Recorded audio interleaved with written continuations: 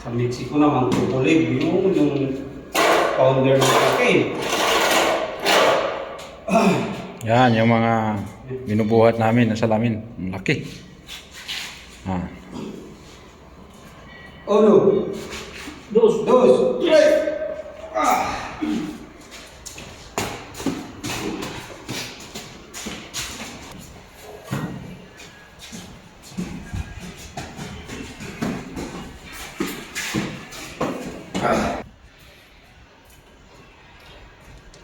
Doon.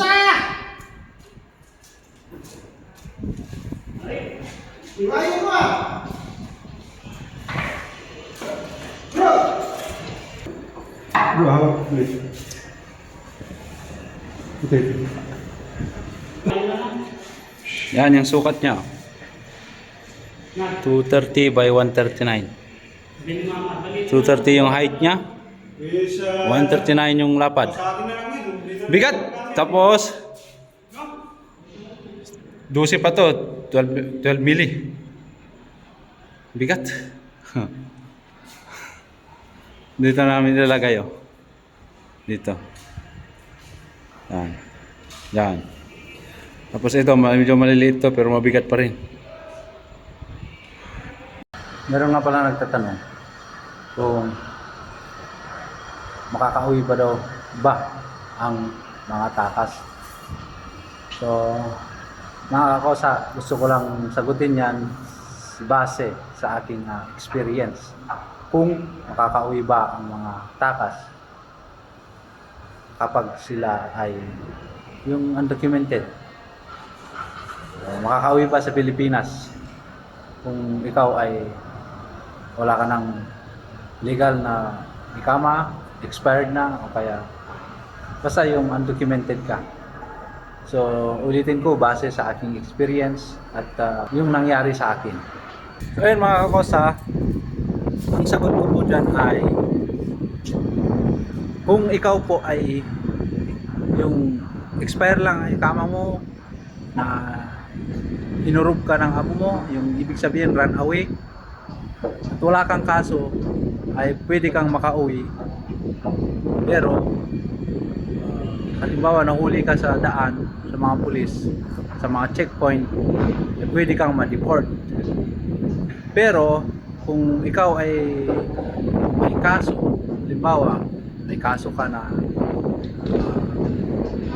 yung halimbawa katulad ng kakilala namin na nakasuhan dahil yung naglabas siya ng sasakyan na sarili niya ay nagbayad ng buwan-buwan siya dapat na bayad sa yung kinuhanan niya ng sasakyan dun sa car dealer. Ay kung hindi mo binabayaran yan at umabot na sa hanggang sa ilang taon o buwan at kinuha ng dealer o kaya yung kasa, ay maaari kang kasuhan pa dyan. Kakasuhan ka tulad ng kakilala namin at hindi makauwi hanggat bayaran niya muna yung sasakyan. So yun. Tapos ang isa pa, kapag ikaw ay katulad ko na nangyari sa akin sa aking kampanya na may aksidente ako na hindi naman sinasadya, tapos kinasuhan ako ng naka-aksidente ko, so hindi ako makakauwi. So ilang beses na ako, 5 beses na ako hinuli ng pulis, dinala ako sa deportation at hindi ako makauwi, pinapalabas din ako dahil may kaso. So ayun yung sagot ko dyan kung makakauwi ba ang isang takas. So ulitin ko, kapag kayo po ay na-expire lang ang ikama nyo o kaya kinasuhan kayo ng amo nyo ng hurub o kaya run away. Ang hurub po ay run away. So pag nahuli kayo sa mga pulis sa Jawasat, kung sinasawag nila dito, ay maaari kayong ma-deport. O kaya pwede kayong makauwi kung pupunta kayo ng consulate o kaya sa Philippine Embassy. Halimbawa meron tayong yung repatriation. Meron tayong repatriation, pwede kayong makauwi, magpalista kayo doon. At pwede kayong matulungan makauwi na hindi kayo ikukulong sa deportation. At pwede rin, halimbawa nagpalista kayo sa Philippine Consulate o kaya sa Philippine Embassy, ay kung meron kayong pera na pambili ng ticket, yun, bibili na kayong ticket. So, kahit anong gusto nyong pensa, pwede na makauwi. Pero yung visa nyo, kakatulong ang yun nga, yung repatriation. Yung iba kasi natatagalan sa repatriation dahil hintayin nila na may yung baka ang gobyerno ay magbibigay ng repatriation sa mga gustong umuwi. So, kung meron kayong pera at gusto niyo umuwi, kayo na ang bibili ng ticket nyo, mas madali kayo makakauwi. So, ayun, sana nasagot ko at yun lang ang base sa experience ko dahil 5 beses na ako nahuli at hindi ako nakauwi. So, ayun, maraming salamat sa nagtanong at sana nasagot ko.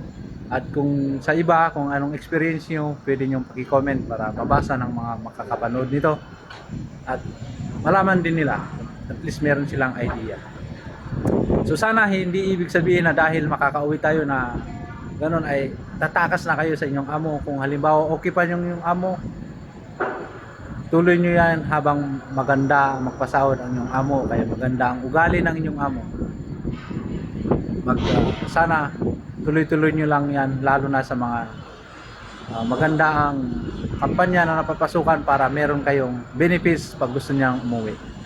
So sa mga nagtatrabaho naman sa bahay, kung okay ang inyong amo, ay tuloy nyo lang yan, pagtiyagaan nyo para makapagtapos ang inyong mga anak at makaipon kayo at hindi madali ang buhay takas.